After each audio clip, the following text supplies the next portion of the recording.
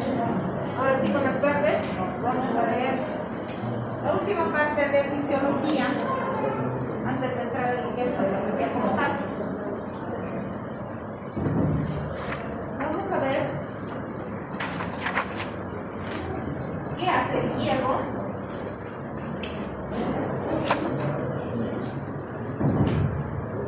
y cómo repercute su alteración en todos los mecanismos fisiológicos que tenemos. Entonces, nuestro objetivo va a ser analizar el papel del hierro en los distintos procesos fisiológicos y vamos a explicar brevemente cómo es el metabolismo de este metal. Esto es importantísimo porque esto les va a permitir a ustedes entender el porqué de los distintos valores que nosotros encontramos de hierro en laboratorio. Lo que nos va a hacer los diagnósticos diferenciales de las anemias, principalmente microcíclicas. Además, el hierro también va a formar parte de todos los componentes proteicos de nuestro organismo, los citocromos, las proteínas, las enzimas, forman parte de su constitución. Sin hierro, estas proteínas o estos citocromos no se forman. Entonces tenemos que el hierro viene en dos formas de presentación. Uno es a través de los elementos cárnicos, es decir, de los derivados cárnicos, porque ahí se encuentra el hemo, que es el componente del hierro ferroso, y el hierro no hémico, que viene de los alimentos. Lamentablemente, nosotros solo podemos absorber una pequeña fracción de esto que consumimos día con día. Del hierro hémico podemos absorber tan solo de 3 a 5%. En cambio, del hierro no hémico podemos absorber 1 a 2%. De esto, solo el 20% es procesado. Por eso hay mayor aumento, es decir, hay mayor cantidad de anémicos en pacientes veganos o vegetarianos estrictos. Esta tiene una rápida absorción, en cambio esta es lenta y una pésima absorción. Es por eso que los veganos tienen más tendencia a la salud. ¿Cómo se absorbe? A través del alimento, entra hacia el estómago de dos formas. Uno que es el hierro férrico y el otro que es el hierro ferroso. De los dos tipos, solamente el hierro ferroso se absorbe. El hierro férrico se elimina por tracto intestinal por descamación celular. Y aquí tenemos más o menos cómo es el metabolismo del hierro. ¿No? Los hombres necesitan mayor cantidad de hierro porque tienen más masa muscular. Y las mujeres perdemos más hierro porque nosotros menstruamos cada mes. Entonces, ustedes ven que aquí el hierro corporal total es la suma de los otros depósitos de hierro que tenemos. Por ejemplo, la hemoglobina contiene el 70% del hierro que nosotros necesitamos. En cambio, la ferritina y la hemosiderina solo corresponden al 25 al 30%. Y si se fijan, los demás depósitos de hierro son pequeños, son insignificantes. Pero todos estos hierros nosotros los reciclamos. Es decir, no hay pérdida de hierro. Por lo tanto, para que se instaure una anemia, tienen que pasar muchos años. Nosotros tenemos un medio de transporte, un mecanismo de transporte de este hierro, que lo vamos a ver más adelante. Nosotros les decía que absorbemos muy poco, entre el 10 y el 20% en el mejor de los casos. Y ahí nosotros tenemos pérdidas insensibles, que es más o menos 1 miligramo por día. En el embarazo es en el que mayor cantidad de hierro perdemos nosotros, no en la menstruación, sino durante el embarazo. Luego la descamación epitelial y finalmente la menstruación, que es lo que nosotros perdemos cada vez. Entonces nosotros tenemos hierro funcional desde el 70%, equivale a 2.8 gramos. Esto sumado al hierro de depósito, que es 1 gramo, es lo que nosotros tenemos disponible. Este hierro disponible nos sirve para dos cosas fundamentales. Para todas las funciones funciones fisiológicas y para lo más importante que es la electrofóresis. Entonces tenemos un hierro de depósito que equivale a las 2/3 partes y cuando la hidrina que es 1/3 parte. Esto en cuanto a lo que es hierro de depósito disponible. Lo que hacen al hierro corporal total, de la suma de todos estos hierros hacen al hierro corporal. Y como les decía, tenemos una relación sencilla. Esta es la forma en la que se absorbe el hierro. ¿Dónde se absorbe? En el estómago. Y en la primera porción del duodeno. Entonces tenemos acá a la célula entérica. Este es un enterocito. Con sus velocidades. Entonces, ¿qué es lo que sucede? Llega el hierro a la luz intestinal y es absorbido para ingresar a la célula intestinal, al enterocito. Pero les decía nosotros que adquirimos el hierro de dos formas, el hierro ferroso y el hierro férrico. Para que el hierro férrico pueda ser absorbido, tiene que transformarse en hierro ferroso, tiene que oxidarse.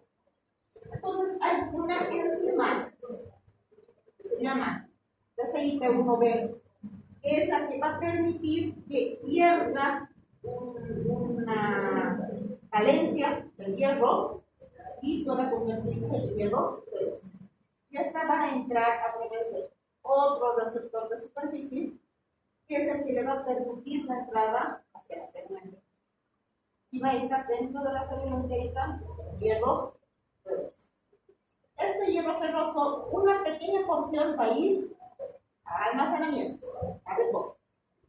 Y el 90% va a salir de la célula entérica, va a pasar por el intersticio y va a entrar al capilar. Y a través de la vía sanguínea va a ir hacia la médula. ¿Para qué? Para que entre dentro del proeritroblasma, para que comience la hemoglobinización. Entonces, esto se lleva a cabo a través de distintas enzimas. Eso no se ha recibido aquí para que ustedes puedan. Entonces, tenemos la luz intestinal. Tenemos al hierro férrico, al hierro ferroso, y tenemos otros cationes que compiten con el hierro por su absorción. En el caso del calcio, del zinc, que van a competir por ese receptor de superficie. En este caso, una enzima transportadora de metales bivalentes, así se llama ese receptor de superficies, para que puedan ingresar hacia la luz intestinal. Es decir, este hierro férrico ingresa una pequeña fracción, que es de menos del 1%, a través de la movilferrina, que es una enzima que está ubicada en las vellosidades intestinales. Y a través de otra enzima, que era la DCITB, que es la citotomo-B duodenal, la que va a permitir que se convierta o se oxide, en este caso, el hierro férrico y hierro ferroso, a través de la vitaminación. Es por eso que cuando ustedes den tratamientos con hierro, siempre les recomiendan al paciente hacerlo con la toma de un cítrico, un tubo cítrico. ¿Por qué? Porque este cítrico va a permitir que ese hierro férrico que ingrese al intestino se convierta en hierro ferroso. De esa manera puede ingresar. Les decía, existen otros cationes, el calcio, el zinc, el cromo, que compiten por el mismo receptor, por su absorción. Si en el contenido alimentario el que ustedes le dan a su paciente tiene alto contenido de estos cationes, el hierro no se absorbe. Porque es mucho más este receptor, es mucho más afín por esos cationes que por el hierro. Van a desplazar a ese hierro. Por lo tanto, su tratamiento no va a tener función. Y tenemos una pequeña opción de hemo, que también ingresa como tal, porque este hemo tiene hierro ferroso. Y entra a través de una proteína que se llama transportadora de hemo. Ingresa directamente como hemo dentro de la célula enteral. ¿Hasta aquí se entendió? Entonces, una vez que ingresa dentro del enterocito, su primer punto de interrupción o de control, si ustedes quieren, es esta enzima,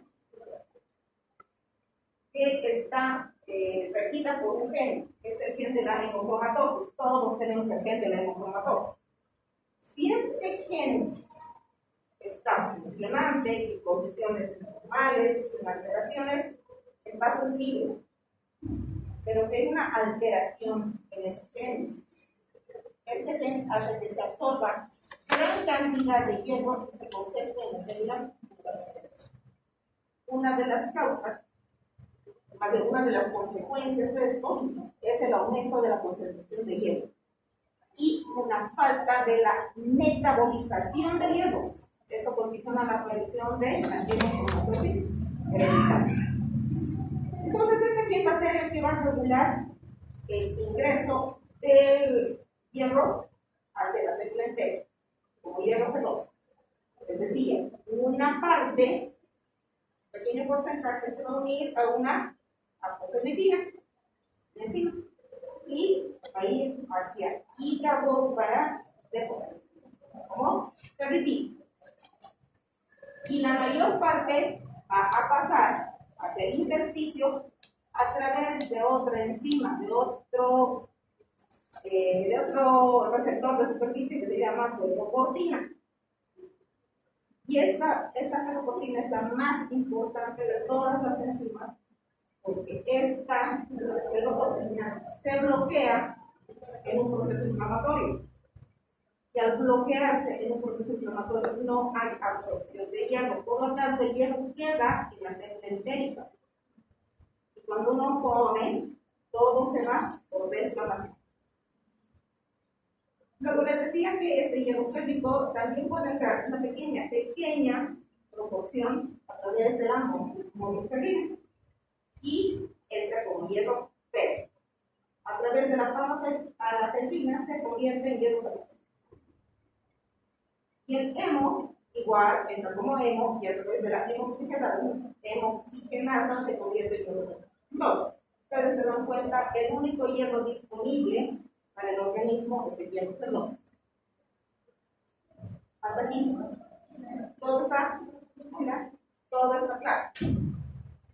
¿O hay alguna duda para volver a explicar? Es importante que ustedes vean esta parte, que entiendan esta parte, porque esta parte les va a hacer razonar a ustedes para poder entender los niveles de vida. ¿Todo claro? Entonces, les decía, tenemos a la ferroportina, que es la puerta, por eso se llama ferroportina. Es la puerta de ingreso del hierro a circulación. Hasta aquí queda célula entérica, se quedaba en el enterocito, de la luz intestinal al enterocito. Del enterocito tiene que ir hacia el intersticio. Este intersticio va a permitir la regulación de la absorción de hierro. Esta ferroportina, como dice su nombre, puerta, se va a abrir y se va a abrir a través de una hormona que se llama hepcidina. Esta hepcidina se produce en el hígado y se produce en necesidad de hierro. Es decir, si bajan mis niveles séricos de hierro, mi hígado dice, necesito hierro, comienza a producir hepcidina y se abre la puerta. Si mis niveles de hierro están normales o altos, no se abre esta puerta. Por lo tanto, no ingresa hierro. El hierro se queda en la célula.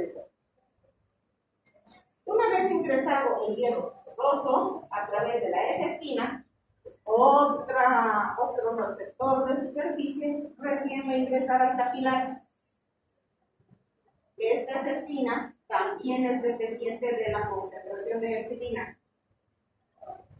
Y esta ejestina va a convertir este hierro ferroso en hierro férrico. Porque solamente el hierro férrico está unido a la transferrina. Y la transferrina es la enzima o la proteína transportadora de hierro. Esta transferrina va a ir hacia médula para ver glucoyesis. Y también va a ir hacia el hígado para depósito. ¿Entendido? Se los he puesto de la manera más fácil comprensible porque esto no van a entender. Porque es exactamente lo mismo que les he explicado, pero con dibujo de otra persona, ustedes no van a poder. Ha parecido más sencillo hacerlo así, para que puedan entender. Entonces, esto es lo que sucede con el metabolismo de hierro. Entra el hierro a través de los distintos receptores de superficie, como hierro ferroso. Este hierro ferroso, una parte va a depósito y la otra parte va a ingresar a al intersticio, a través de la ferroportina. La ferroportina depende de la hexidina, que es una hormona producida por el hígado. Además, nosotros tenemos en el hígado macrófagos, ¿cierto? Estos macrófagos son los que van a albergar al hierro como depósito. Estos macrófagos en el hígado también tienen una ferroportina, una fuerza, una enzima. Y esta enzima también va a depender de la hexidina. Entonces, cuando hay un proceso inflamatorio, interleuquinas principalmente, esto y esto se bloquean. Razón por la cual a la transferrina nosotros la tomamos como un reactante en fase aguda. Porque cuando la ferroportina se bloquea, aumentan los niveles de transferrina. Y cuando los niveles de transferrina aumentan, nosotros la tomamos como un proceso agudo inflamatorio. ¿Sí? Es por eso que los procesos en enfermedades inflamatorias crónicas, los pacientes cursan como anemia. Porque tienen bloqueada la absorción y bloqueada la liberación de hierro de depósito. ¿Se entendió? Entonces, ¿qué es lo que sucede? Nosotros reciclamos nuestro hierro. Nosotros no eliminamos el hierro. ¿Dónde tenemos la mayor concentración de hierro? ¿Dónde? ¿Dónde es más fuerte? ¿Dónde tenemos la mayor concentración de hierro? Concentración de hierro.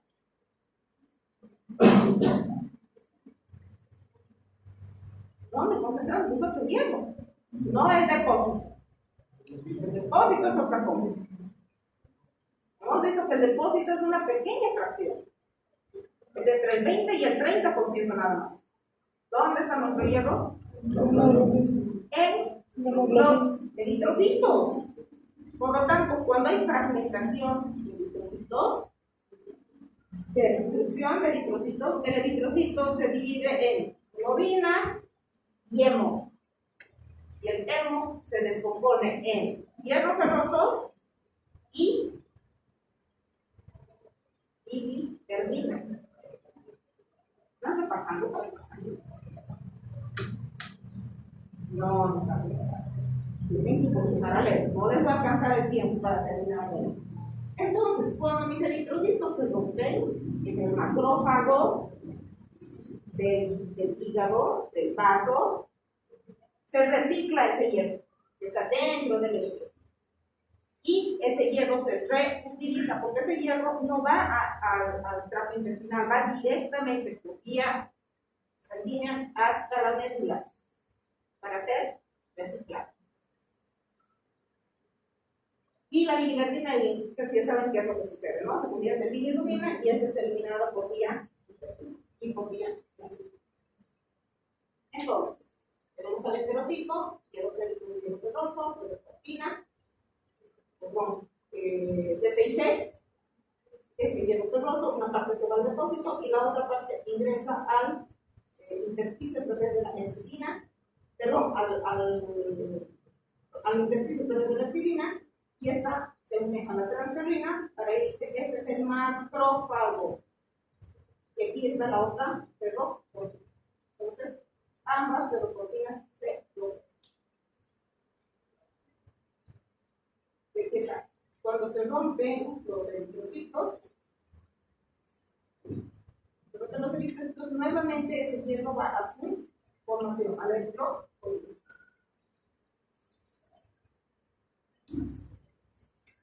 Cuando hay una mutación del gen, que es decir, de la hematopoiesis, se eleva la ferritina. Aumenta la saturación de la transferrina, y al haberse una elevación de la transferrina, nosotros podemos hacer un tipo de hemocromatosis. Pero cuando es baja o normal, no hay una hemocromatosis. Hay que ver otras causas de hiperterapia. Existen otras causas de hiperterapia. Entonces, ¿qué es lo que sucede cuando hay un aumento de los depósitos de hierro, ya sea por acumulación o por una alteración en la enzima que altera toda la metabolización? Hay, a nivel del sistema nervioso central, pérdidas. Hay pérdida de la memoria, hay una hematomegalia, hay una transformación del hígado, da origen a una diabetes, hay una atrofia testicular. Luego hay la piel típica, el color de la piel que es café, la piel bronceada.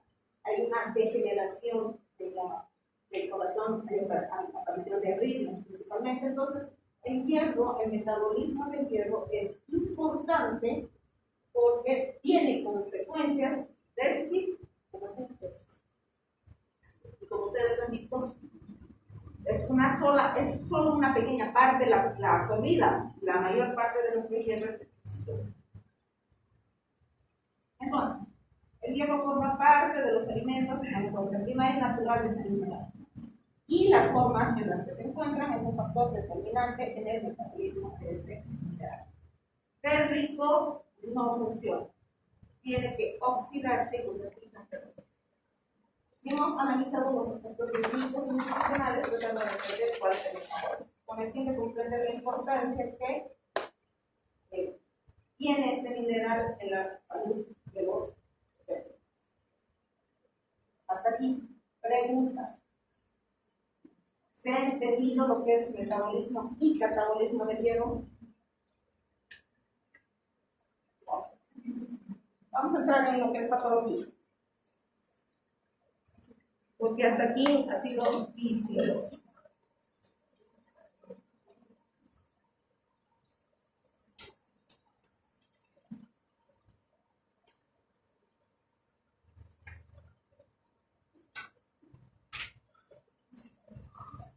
El gran objetivo del aprendizaje no solo es conocimiento, sino también la acción. ¿Eso qué quiere decir? Que no solamente tienen que leer, sino tienen que aplicar todo lo aprendido en su vida cotidiana. Vamos a ver qué son las anémias. ¿Cuáles son los objetivos? Vamos a definir y vamos a tener una definición unánime todos sobre lo que es anemia. Porque cada uno de ustedes tiene un concepto diferente de lo que es anemia. Vamos a clasificar a las anemias, vamos a ver la repercusión en el organismo y cuáles son los métodos de diagnóstico y tratamiento de los distintos tipos de anemia. ¿Qué es una anemia? Ustedes saben que para que nosotros sepamos cuál es la funcionalidad de nuestro organismo, necesitamos ver la oxigenación. Eso es obvio. ¿Y cuál es nuestra proteína que transporta oxígeno? Es la hemoglobina. Entonces, nuestra hemoglobina es nuestro primer marcador frente a la detección de la anemia. ¿Qué es una anemia? Es la deficiencia de la hemoglobina o la masa eritrocitaria. Habíamos visto que la masa eritrocitaria es distinta en el varón, en la mujer, en el niño, en el adulto y en el adulto mayor. Entonces, no podemos definir a la anemia en términos numéricos. Para eso nosotros tenemos parámetros. Y el parámetro más importante es disminución de 2 desviaciones estándar por debajo de la mediana correspondiente para la edad del sexo y el estado fisiológico. Eso quiere decir que si para las mujeres la hemoglobina normal es de 12 a 14 gramos por cilindro, 2 desviaciones por debajo de la mediana, que sería 13 gramos por cilindro, 2 desviaciones por debajo, que serían 12, 11, ahí se cataloga como año. Para el varón, si es de 14 a 16, la mediana es 15. 2 desviaciones estándar por debajo de la mediana sería 14, 13. Entonces, para los varones es 13 menor de 13 gramos de cilindro de hemoglobina. Ahora, es distinto para los niños y para los adultos mayores. Nosotros nos vamos a enfocar solo en lo que es adulto joven, por cuestiones académicas, solo. ¿Se entendió? Entonces, la anemia tiene muchas causas. La principal, una disminución en la producción. Siguiente, un aumento de la destrucción. Y finalmente, una falta de producción. Entonces, ¿cuándo vamos a tener una disminución en la producción? Cuando hay una disminución en las mielotisis. Es decir, por ejemplo, una patología muy común en los promedios que causa mielotisis es la tuberculosis. La tuberculosis reemplaza el tejido medular celular por grasa. A eso se llama mielotisis. Los tumores, todos los tumores, líquidos y sólidos, sobre todo cuando hay metástasis o cuando hay infiltración de los tumores hacia la piel. Las mielofibrosis, las enfermedades crónicas de la insuficiencia renal crónica principalmente. Es por eso que los pacientes con insuficiencia renal crónica, su primer manifestación clínica es la fibrosis. ¿Por qué? Porque deja de producir eritropoyetina. Infecciones, enfermedades autoinmunológicas, neoplasias. Aumento de los inhibidores de la eritropoyesis, el factor de necrosis tumoral y las principalmente la interleuquina. Entonces, aquí ustedes ya van a ver que las interleuquinas tienen una importancia vital, porque estas interleuquinas son las que van a bloquear el ingreso y la liberación de los depósitos de alteraciones a nivel de las células madre. Los síndromes mielodisplásicos. Esto que vamos a ver en la parte cuando veamos la parte del depositario. La anemia diseritropoyética congénita. No se olviden que nosotros tenemos una hemopoiesis ineficaz. Eso se debe a que nosotros tenemos alteraciones dentro de nuestras propias células que van a condicionar a que entren en apoptosis. Por lo tanto, una pequeña parte a hacer una eritropoiesis ineficaz. Pero cuando esto se desborda, supera el 5%, vamos a una anemia diseritropoyética congénita. Luego, deterioro proliferativo de las células precursoras eritropoyéticas por déficit de ácido fólico y vitamina B12. Cuando hemos visto la eritropoiesis, hemos visto en qué fase de la maduración, de la diferenciación, ingresa la vitamina B12 y el ácido fólico a la eritropoiesis. Un déficit de ácido fólico B12 por cualquier causa puede condicionar a una disminución en la producción.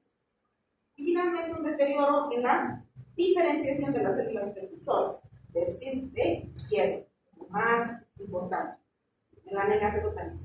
Déficit de la protoporfirina, lo que habíamos visto, una alteración en la catabolización de hierro, de la hemoglobina, y que se acompaña de anemia sideroblástica, un déficit de la proteína, las talasemas. Entonces, cuando estamos frente a una anemia ferropénica, tenemos que ir a investigar qué es lo que está sucediendo en la médula, sobre todo en la parte de concentración de hierro. Luego vamos a ver en la anemia sideroblástica, que es una alteración en la metabolización, no en la absorción ni en la liberación, sino en la metabolización del hierro. Y en los síndromes, perdón, cuando los talasémicos es un déficit genético, es una alteración genética.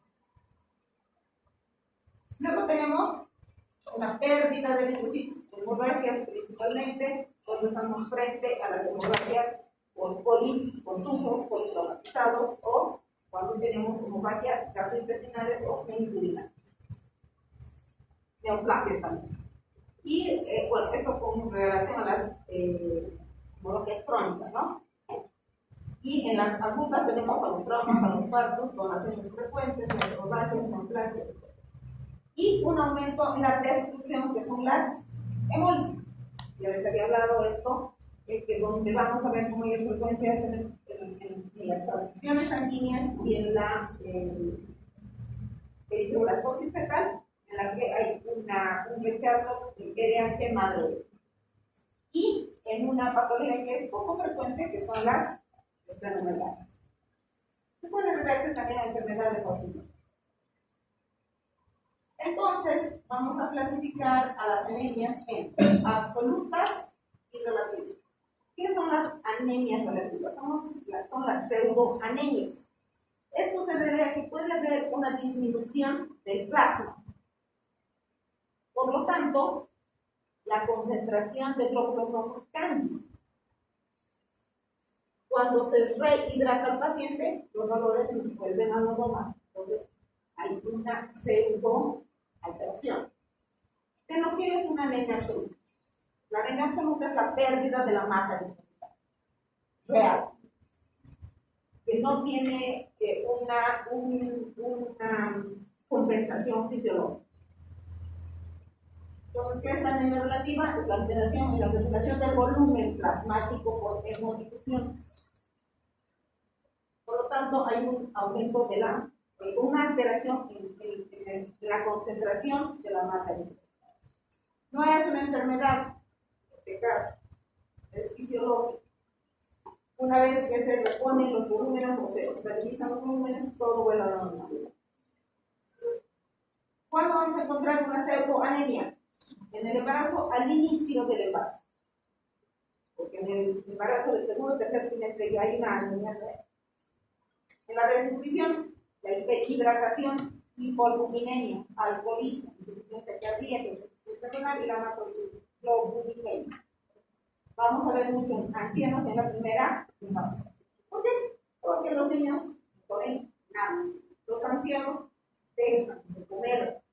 ¿Por qué? Porque no pueden por la dentadura, porque su tracto gastrointestinal ya no es el mismo, no procesa los alimentos de la misma manera. Entonces, cada vez reduce más su alimentación. Y los alcohólicos no lo ponen cubiertos. Tenemos una anemia absoluta o verdadera cuando tenemos una disminución de la masa globular. Una disminución real de la masa globular. Y esto nos va a clasificar a las anemias según su morfología y los hitos. Aquí es donde entra o tiene mayor importancia saber qué es un reticulocito, cómo nosotros lo vamos a interpretar en el hemograma. Ustedes saben que los reticulocitos son la fase anterior a la maduración. Y una pequeña fracción debe entrar a sangre periférica. Pero cuando esa fracción o ese porcentaje es muy elevado, quiere decir que mi médula es hiperreactiva. Por lo tanto, está liberando más células inmaduras para compensar la pérdida periférica. Si yo tengo una ingesta inadecuada, mi enterocito va a sufrir. Y si tengo un problema a nivel del enterocito, mis niveles se van a alterar. Si mis precursores eritroides no tienen la cantidad suficiente de hierro, vitamina B12 y ácido fólico, vamos a sufrir. O vamos a tener una pérdida sanguínea importante. Es decir, no va a haber reemplazo de los eritrocitos que están en reserva. Por lo tanto, ¿qué va a suceder con mis reticulocitos? Me van a clasificar a las anemias en dos grandes grupos. Las anemias centrales o regenerativas y las anemias periféricas o regenerativas. Las A regenerativas o centrales significa que mi problema está en médula. Por lo tanto, mis reticulocitos, ¿cómo van a estar? ¿Cómo van a estar mis reticulocitos? Bajos. Porque no va a haber compensación de la pérdida. Se va a quedar bajo porque no se está produciendo.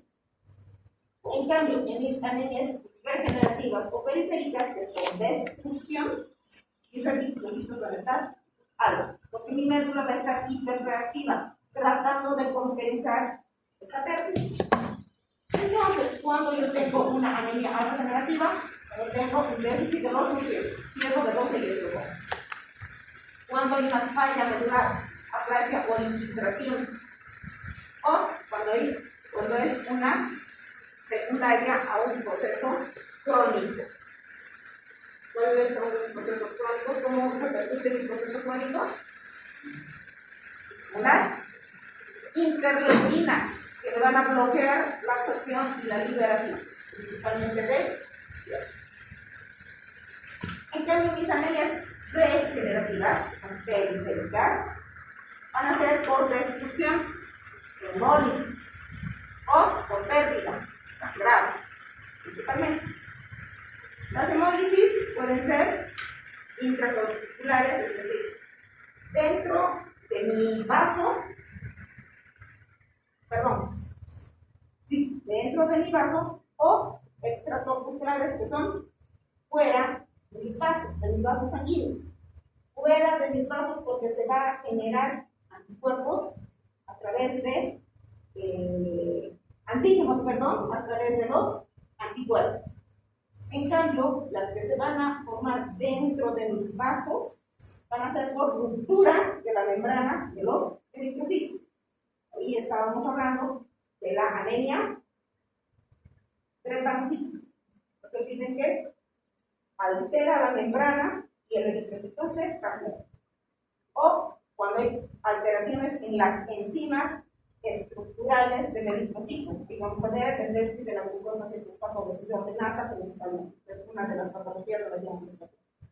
Y las hemoglobinuropatías, por alteración en la formación de la molécula de hemoglobina.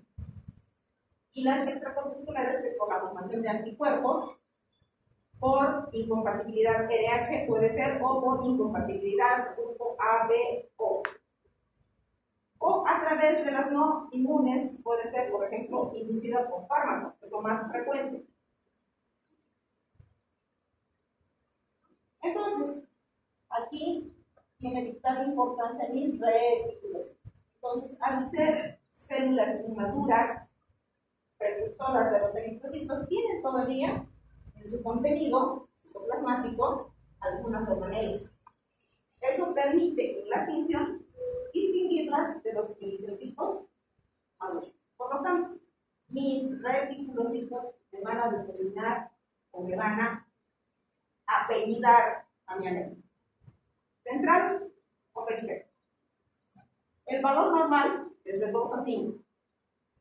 Alguna literatura dice de 1 a 4. Pero nosotros vamos a tomar de 1 a 5, para que no haya pelea.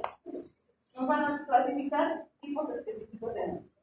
Nos van a ver determinar la actividad del eritrocito, reticulocitos altos, anemia regenerativa o periférica, reticulocitos bajos, anemia regenerativa o periférica. Entonces, mi anemia siempre se acompaña de una respuesta de la médula ósea. Si mis reticulocitos están bajos, quiere decir que mi anemia, que mi médula no está produciendo células eritrocitos o piña eritrea. ¿Cómo voy a hacer mi diagnóstico de anemia? Primero, yo tengo que hacer una anamnesis. Muchas veces solamente con mirar al paciente nosotros podemos darnos cuenta de que el paciente tiene signos de anemia. Pero nosotros tenemos que encargar cuándo, cómo, dónde, hacer una anamnesis bien detallada, hacer un examen físico exhaustivo. Ya con eso tengo el 50% de mi diagnóstico. Si mi paciente está pálido, está deshidratado, taquicárdico, tiene soplos, principalmente funcionales, su llenado capilar está disminuido, entonces clínicamente yo puedo decir que ese paciente tiene una anemia, pero una anemia clínica. Lo que me va a ayudar a mi diagnóstico es mi laboratorio, donde yo voy a ver los grados, o sea, el grado de pérdida que tenga de hemoglobina. Para eso pediré un hemograma completo. Tengo que pedir el recuento de reticulocitos. Bueno, en el hemograma las más de las veces viene con recuento de plaquetas, pero algunos laboratorios no traen. Ustedes tienen que pedir. Y mi velocidad de eritrosedimentación, que era lo que les decía, es un reactante.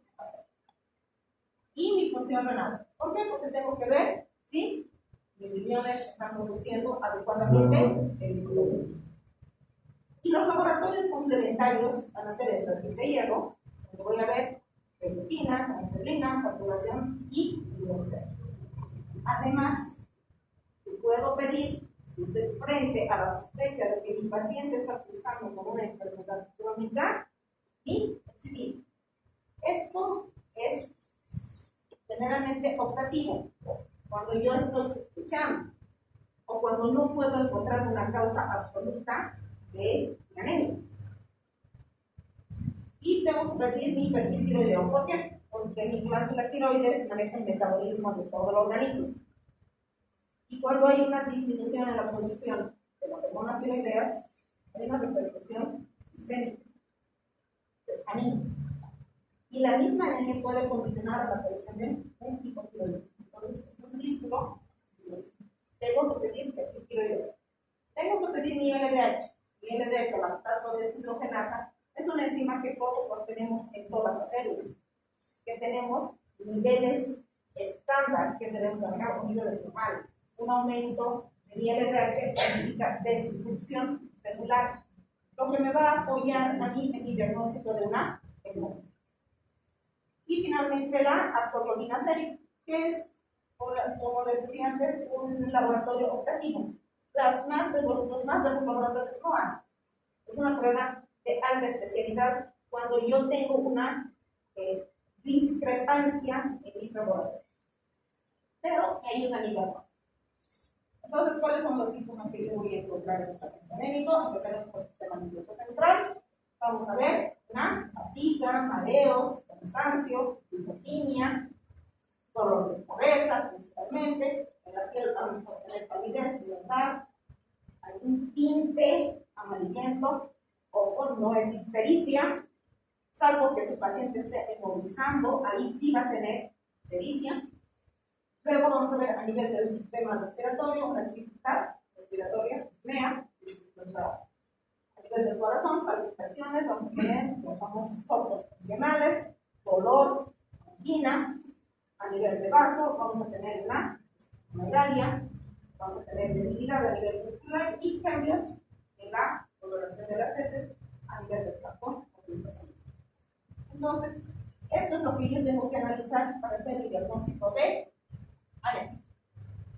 Veo mi hemoglobina. Les he dicho, el número de eritrocitos no es diagnóstico. Pueden haber alteraciones que no me van a apoyar ni me van a diagnosticar nada. Lo que me voy a diagnosticar es mi hemoglobina y mi hematocrito, porque es el peso real y el volumen real de sangre que yo tengo. Entonces, mi hemoglobina y mi hematocrito. Si mi hemoglobina está baja, lo primero que veo son mis índices hematimétricos. Volumen corpuscular medio y hemoglobina corpuscular medio, que me van a dar el tamaño y el color de mi eritrocito.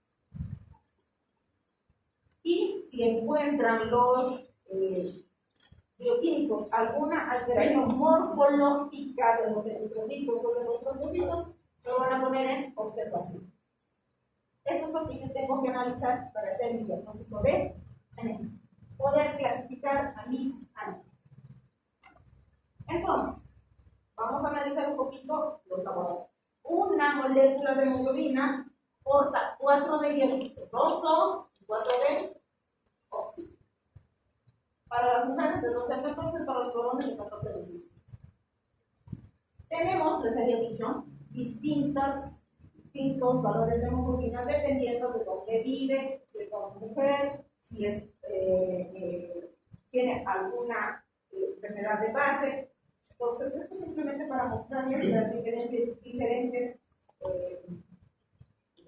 valores, los diferentes valores de hemoglobina.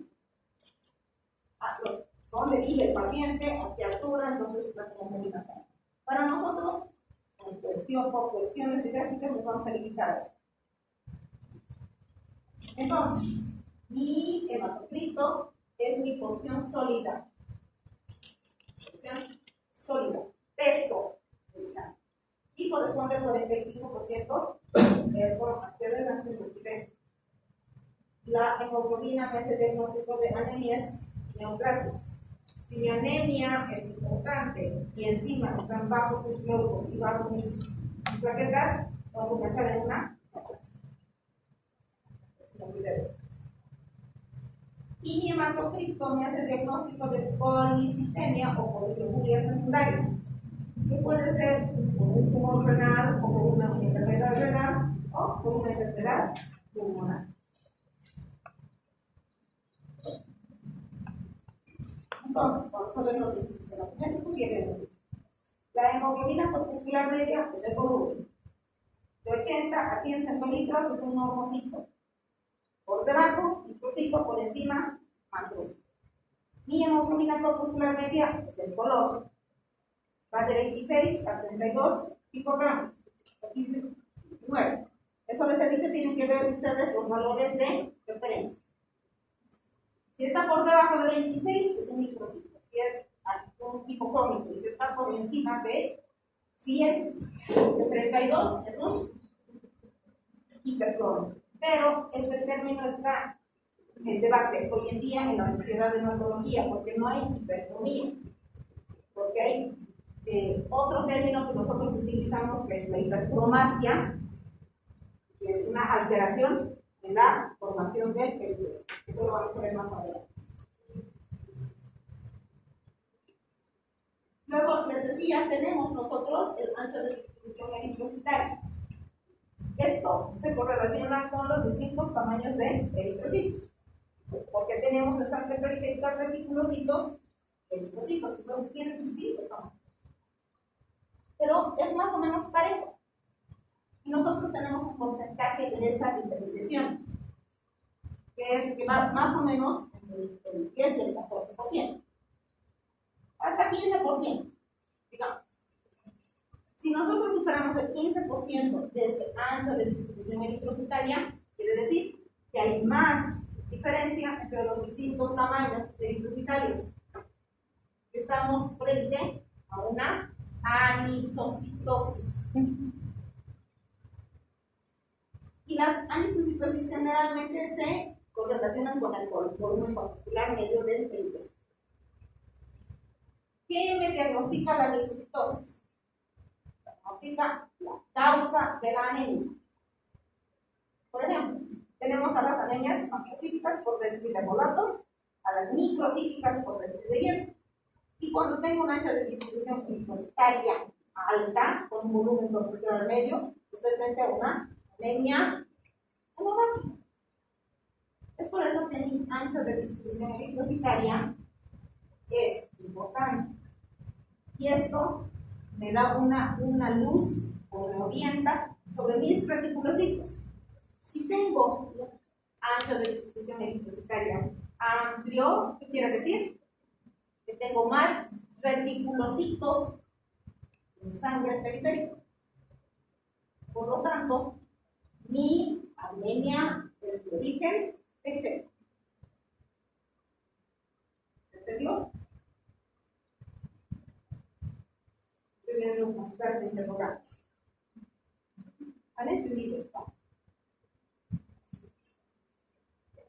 Cuando yo hablo de anisocitosis, quiere decir que está dispersión de tamaños. Yo tengo un rango normal.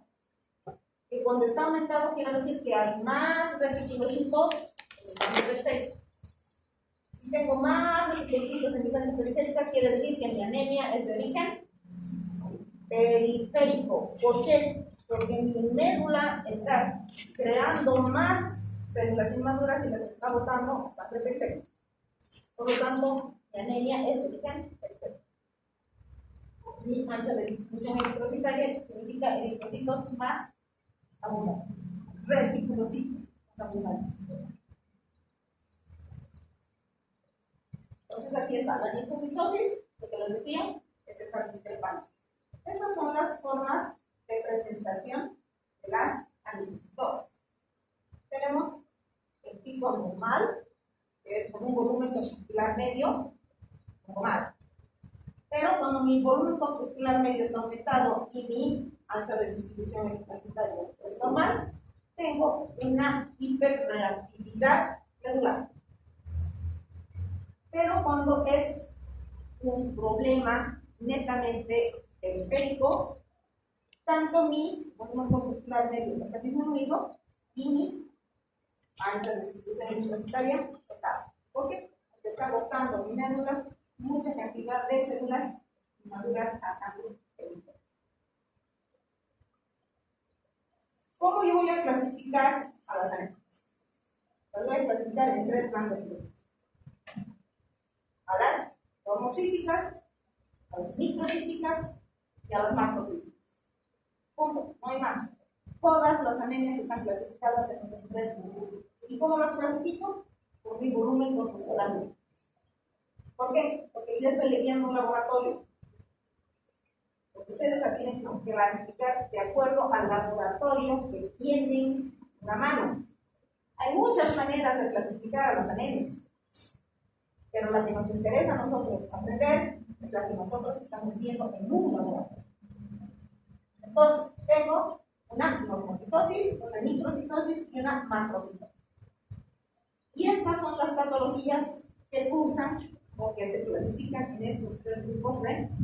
Dentro de las microcitosis tenemos a las anemias por déficit de hierro, la leucopenia, a las talasemias, a las por enfermedad inflamatoria crónica en fase crónica,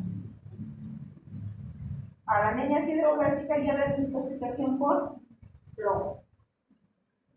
En las normocitosis tenemos solo tres tipos de anemias. A las anemias con déficit de hierro en fase aguda, muy aguda, pero esta no se la toma muy en cuenta. A la por enfermedad crónica en fase aguda. A la anemia hemolítica, ya sea inmune o no inmune, y a las hemorrágicas, pero aquí no está. Por defecto celular, no, esto no. Por hemorrágicas. Entonces, las microcíticas, la ferropénica, la talasemia, la sideroblástica, enfermedad crónica, fase crónica y la intoxicación por plomo. Las normocíticas, a la hemolítica, que es lo más importante, inmune o no inmune, a la hemorrágica y a la enfermedad crónica en fase aguda. Y las macrocíticas se clasifican en dos: megaloblástica y no megaloblástica. La megaloblástica es por déficit de B12, de ácido fólico y de factor intrínseco. Y la no megaloblástica es por alteración hepática. Inmune. No hay más. Entonces aquí tenemos lo mismo, ¿no? La anemia, según mis recuentos de reticulocitos. Si es un niño cuanto normal, tengo que ver una producción disminuida o ineficaz, que generalmente es por origen medular, ya sea por déficit de vitamina B12, ácido fólico o hierro. Y si mis reticulocitos son altos, pérdida excesiva por hemorragia o por hemorragia. me va a hacer diagnóstico diferencial de mis anemias microcíticas. Porque todas mis anemias microcíticas son hipocrónicas. Y si son hipocrónicas, ¿qué quiere decir? Que hay una alteración en mi hierro. Entonces tengo que ver mi perfil de hierro. ¿Qué es lo que me va a valorar a mí mi perfil de hierro? El hierro cero. Ese hierro está circulando. Mi transferrina, o el porcentaje de saturación de la transferrina, es el hierro que está pegado a la proteína, que es el hierro no disponible, porque es un hierro férrico. Mi índice de saturación y finalmente mi depósito. Mis depósitos. No se olviden que mis depósitos tienen que ser liberados de los macrófagos para entrar a circulación. Cuando tengo un proceso inflamatorio, mi puerta se cierra. Por lo tanto, mis niveles de ferritina aumentan. Es por eso que la ferritina es considerada un reactante espacial. Por eso se ha utilizado mucho en el COVID la ferritina como diagnóstico. Entonces, ¿qué es anemia? Es una distribución de los niveles normales de hemoglobina, la masa eritrocitaria. Puede ser una manifestación de enfermedad hematológica o secundaria a otras enfermedades, principalmente neoplásicas. Algunos tipos de anemia pueden ser graves, otros de larga duración o mortales. Todo tiene que ser diagnosticado para que podamos nosotros darle el tratamiento correspondiente y además el tratamiento adecuado en el tiempo que se requiere. No debe instaurarse el tratamiento, eso debería de proporcionar muy grandes. No debe instaurarse el tratamiento hasta no conocer la causa de la enfermedad, es decir, cuál es la causa de esa anemia. Si yo tengo una anemia por hemorragia eritropositiva alta, ¿qué tengo que hacer? Primero tengo que coartar mi sangrado, limitar mi sangrado.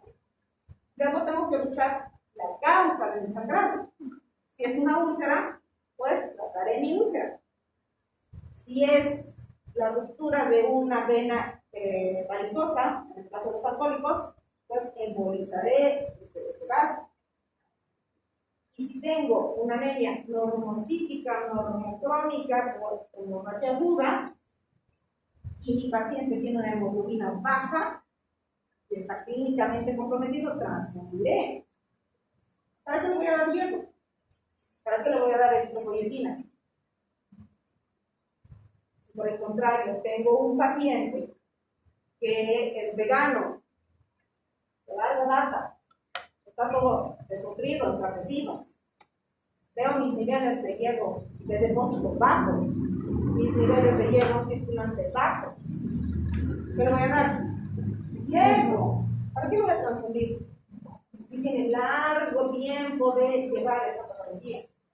¿Tengo qué? Darle hierro. Tengo otro paciente, por ejemplo, pequeño, de 2 o 3 años, que cursa con una anemia, pese a que yo le doy hierro, que su paciente no mejora, y veo que mis niveles de hierro son normales. ¿Qué le haría? Si tiene síntomas de hemoglobina. Lo transfundo. ¿Para qué le voy a dar hierro si mis niveles de hierro son normales? Entonces, conclusión, ¿qué debo hacer? Diagnóstico. Debo diagnosticar la causa de mi anemia. No tratar mi anemia antes de clasificar. Lea poco, serás como muchos. Lee mucho y serás como pocos. Vamos a ver las anemias microcíticas en profundidad. Habíamos visto que existen aspectos que son determinantes, son relevantes de las anemias microcíticas.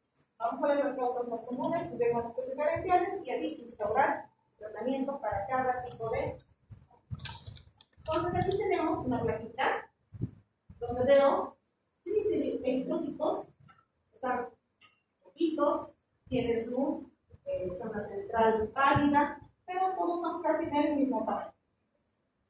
Por el contrario, tenemos aquí un eritrocito que tiene más blanquito que rojito, más palidito que rojito. Aquí tengo alteraciones estructurales de los eritrocitos. ¿Y eso qué quiere decir? Que hay una alteración. Y aquí tenemos un eritrocito que está intensamente teñido y otro que está prácticamente transparente. Entonces, estas dos son anemias. ¿Qué es anemia? Una distribución de la hemoglobina. Mi anemia microcítica puede tener un volumen corpuscular medio normal o puede tener una disminución de 2 desviaciones estándar del valor promedio. Ya habíamos dicho 12 a 14 en la mujer, 14 a 16 en la mujer. Y mi anemia puede ser normocítica, normocrónica, pero ser anemia. Entonces, investigaré si es una infección bacteriana o viral. Pero si mi anemia es normocítica o crónica, tengo que investigar parásitos. Porque esos son los que causan hipodermia. Mis anemias hipocrómicas me van a determinar o me van a indicar que es una alteración en la síntesis del grupo G, ya sea porque haya una hiporreactividad o porque las cadenas de globina no se están formando en forma adecuada. ¿Cuáles son las lipocitosis? La protopénica, enfermedades o de trastornos crónicos, el cromo, la sideroplástica y las talasemias. Hay otros déficits que nosotros no nos vamos a tocar porque eso corresponde a la especialidad. Yo no estoy formando especialistas, estoy formando médicos generales. Y vamos a tocar a grandes rasgos. ¿Qué también es anemia? Déficit de los depósitos. Esa es la anemia. Ese es un déficit. Hay un fracaso en la afección eritropoyética a nivel medular porque no hay hierro. Si no hay hierro, mi eritrocito no se forma en forma adecuada. ¿Cuáles son las alteraciones que yo puedo encontrar en una anemia medular? Primero, una disminución en el hierro circulante o funcional. Es lo primero que tengo que pensar. El hierro no es el hierro ferroso, es el hierro férrico. Por lo tanto, no es un hierro funcional. No me sirve, no le sirve al organismo. Tiene que ser el hierro ferroso. Y hemos visto que existen hemoglobinas que tienen mayor actividad por el hierro férrico.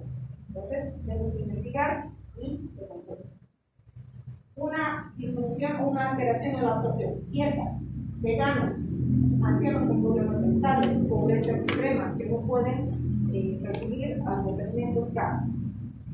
La mala absorción, diarreas crónicas con parásitos o estreptococcus.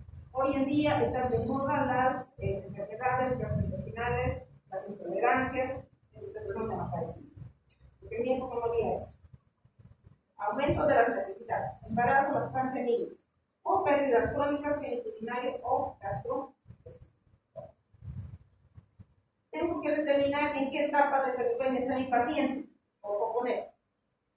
Y tengo que ver si es una ferropenia latente, es una ferropenia sin anemia o una ferropenia con anemia. ¿Qué es la ferropenia latente? Simplemente es una disminución de los depósitos, por cualquier causa. Mi hígado, mi causa, mi médula son normales.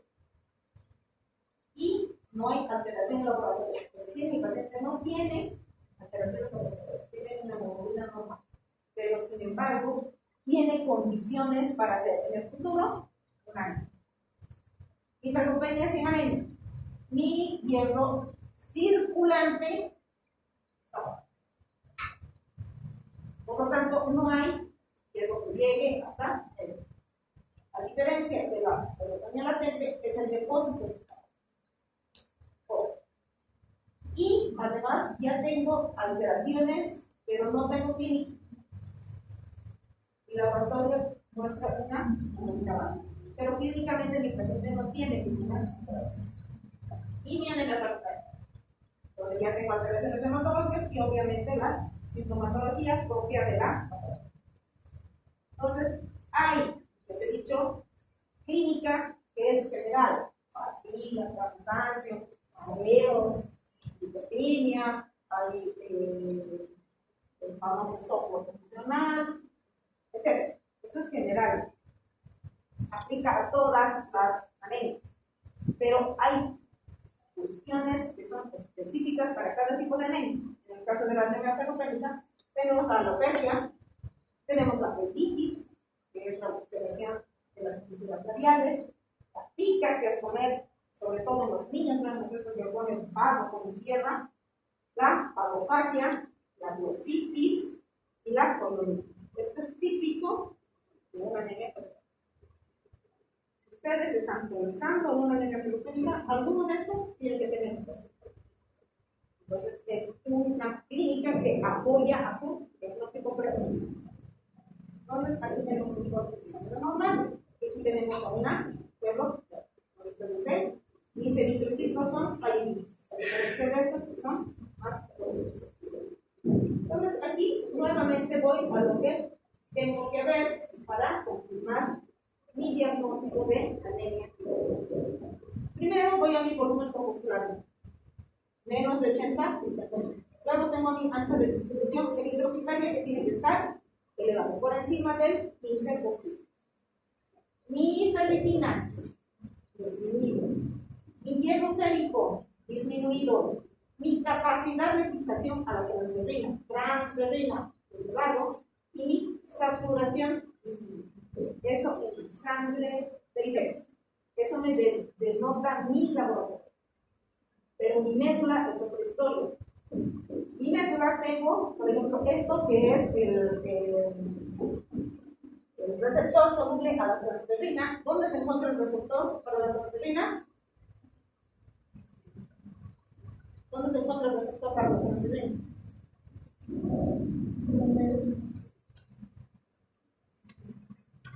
¿Dónde se encuentra el receptor? En la médula. En el proeritroblasto. En el proeritroblasto, médula. Y mi hierro celular. Que es lo que yo tengo que analizar para ver si mi médula tiene cantidades suficientes de receptores o tiene cantidades suficientes de hierro.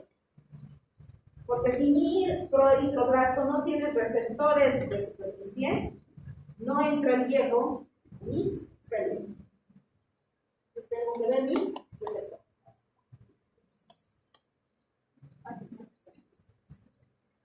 Bueno, estos son los valores de referencia de los distintos parámetros que yo veo en mi perfil de hierro.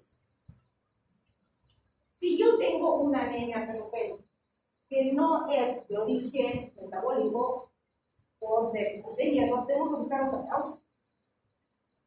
Principalmente gastrointestinal o urinaria. Si tengo una ferropenia no carencial, tengo que hacer un cuidado y investigar qué es lo que está sucediendo. Pero primero tengo que hacer una anamnesis. Tengo que preguntarme si hace deposiciones en sangre, si ha vomitado con sangre, si tiene orina con sangre, si hay dolor, algún síntoma que me oriente a pensar a que mi paciente tiene una pérdida coagular. Iré por la endoscopía, si mi problema es gastrointestinal, iré a mi cistoscopía por mi función renal, si mi sangrado o si mi pérdida que estoy sospechando es de urinario, iré a mi función hormonal. Y por eso les decía, dentro de los exámenes complementarios obligatorios en una anemia está la función tiroidea. Entonces, iré a ver mi función tiroidea. Puede haber una celiaquía, como les decía, colon irritable, la intolerancia a esto, la intolerancia al otro. Entonces, tengo que investigar. Con mi sedimento de orina para ver si mi paciente está usando con micro o macro. Y tengo que descartar, generalmente, según la sospecha, el resultado. Si mi orina es normal, no hay sangrado. Si mi endoscopía dice que no hay nada a nivel superior o a nivel inferior, ya sea en colon o tracto superior, quiere decir que mi paciente puede estar pasando por una neoplasia. Por lo tanto, es por descarga. Los diagnósticos tienen que hacerlos por descarga. ¿Cuál es el tratamiento? Tenemos dos formas de administrar el hierro sérico, el hierro férrico y el hierro venoso. El que nosotros absorbemos, nosotros no lo vemos. Pero no obstante, hay sales férricas. Se van a fijar en los prospectos alguna vez, si tienen curiosidad. Tiene como sal férrica. Entonces, ¿de qué sirve que yo le dé sal férrica? No encuentro la cosa. Nosotros tenemos que administrar el hierro ferroso, ya sea por vía oral o parenteral. Las sales ferrosas tienen como sulfato, succinato o fumarato. De estas tres, el fumarato es el que mejor se absorbe. El sulfato es el que tiene más efectos colaterales, que el que menos se absorbe. El succinato, término medio. De estos, el más económico, el sulfato, el más caro, el fumarato. Todos estos contienen 60 miligramos de hierro elemental. ¿Qué quiere decir? Que es que si viene de 100 miligramos, solo 60 se van a absorber. Si viene de 200, solo 60 se van a absorber. Porque no importa la presentación. Lo que importa es la cantidad de hierro elemental, porque es ese que se va a absorber. Y cuando yo tengo una anemia leve, puedo administrar cualquiera de estos, dependiendo de la economía de mi paciente, con una dosificación de 100 miligramos día, como les decía, viene de 100 miligramos, puede venir de 200, de 300, pero solo 60 se van a absorber. Y tengo que tener un tiempo de tratamiento que me permita a mí mejorar los niveles de ferritina, es decir, los niveles de depósito, no mi hemoglobina, mis niveles de depósito. Entonces, tengo que dar más o menos entre 3 a 4 meses de tratamiento. Si yo doy un sulfato como tratamiento, sulfato ferroso famoso, primero mi paciente va a sentir como si estuviera chupando un clavo. Le va a arder el estómago al tomar el medicamento. Y va a tener náuseas y vómitos, además de posiciones negras. Va a haber eso, y si yo no le explico como médico eso a mi paciente no va a tomar más el tiempo. Entonces, si yo sé que mi paciente no va a cumplir con todos los requisitos, ¿qué tengo que hacer? Pues, cambiar de medicamento. Voy a optar por el menos agresivo, que es el fumarato. El fumarato no produce náuseas, se tolera muy bien. Además que el sulfato yo tengo que darle con vitamina C. Entonces el fumarato no necesita la vitamina C. Entonces, es mejor tolerado. Evidentemente es un poco más caro, pero tenemos la posibilidad de que el paciente haga su tratamiento completo. Una vez iniciado mi tratamiento, a los 15 días tengo que pedirle un hemograma para ver mis niveles de hemoglobina. Si mi hemoglobina comienza a normalizar, quiere decir que mi paciente está cumpliendo con lo que le estoy diciendo y mi tratamiento se va a dar. No estoy esperando una hemoglobina normal a los 15 días. Simplemente que comience a subir. Nada más. Porque el tiempo que yo voy a dar de tratamiento, de 3 a 4 meses, es para nivelar mis depósitos. Ese es mi objetivo.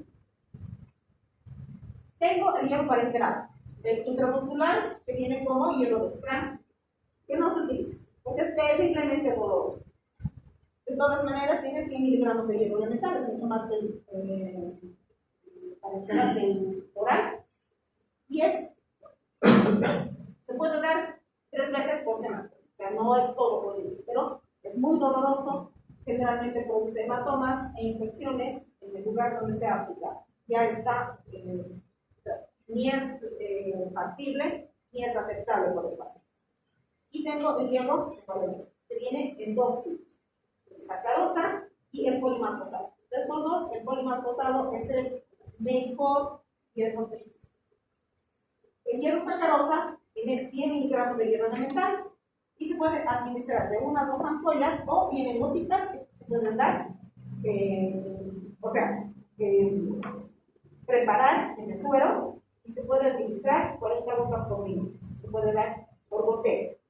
Esto tiene que recibir aproximadamente en 1 hora el paciente.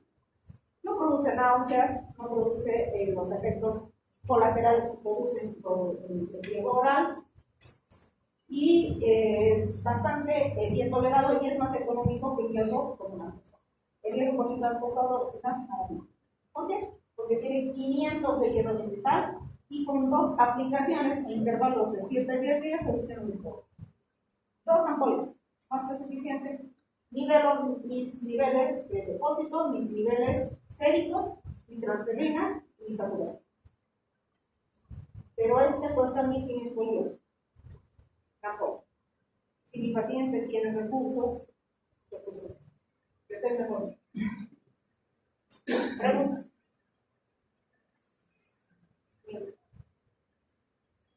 Tengo caso tipo. Lactante de 11 meses, sexo masculino, que acude por control de rutina y se le encuentra palidez en las mucosas. Tuvo un peso al nacimiento de 2.400 gramos, su desarrollo psicomotor y de crecimiento fueron normales.